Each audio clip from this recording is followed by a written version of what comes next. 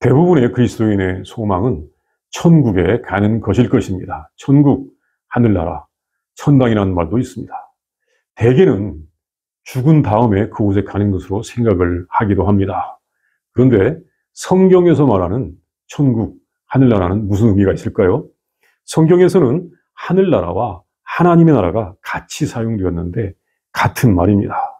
더 정확하게 의미를 나타내 주는 것은 하나님의 나라라고 하는 표현입니다. 하나님의 나라. 여기서 이 나라, 킹덤이 헬라어에서는 이 바실레이아라고 하는 말인데 통치, 다스림이라고 하는 뜻이 있습니다. 통치, 다스림. 그러니까 천국, 하늘나라는 하나님의 통치, 하나님의 다스림이라고 하는 말입니다. 하나님께서 다스리시는 것, 하나님께서 다스리시는 곳을 말한다고 할 수가 있습니다. 이것이 예수님께서 말씀하신 것을 제대로 이해하는 것입니다. 그러니까 예수님을 믿는 것, 그리스도인이 되는 것은 하나님의 다스림을 받는 것, 하나님의 다스림을 받으러 가는 것, 이것을 말한다고도 할 수가 있습니다. 하나님께서 다스리셔야 모든 것이 아름답고 평화롭고 질서가 있고 또 조화롭고 좋은 것입니다. 이렇게 하나님께서 다스리시는 것이 천국인데 하나님은 어디서 우리를 다스리십니까? 사실 하나님은 우리가 죽은 다음에 어디 멀리서 만날 수 있는 분이 아닙니다. 하나님은 어디에나 계신 분이십니다.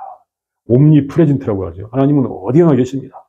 그러니까 우리는 어디서나 하나님의 다스림을 받아야 되는 것입니다. 이 땅에서도, 이 지구 위에서도 하나님의 다스림을 받아야 하는 것입니다.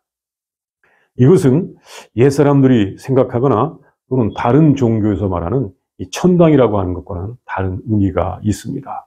이 천당이라고 하는 말은 하나님의 이 다스림, 이 큰 뜻을 제안하는 그런 뉘앙스가 있습니다. 우리들, 이 그리스도인들의 천국은 멀리 있는 것이 아니라 내가 여기서 하나님의 다스림을 받는 것입니다.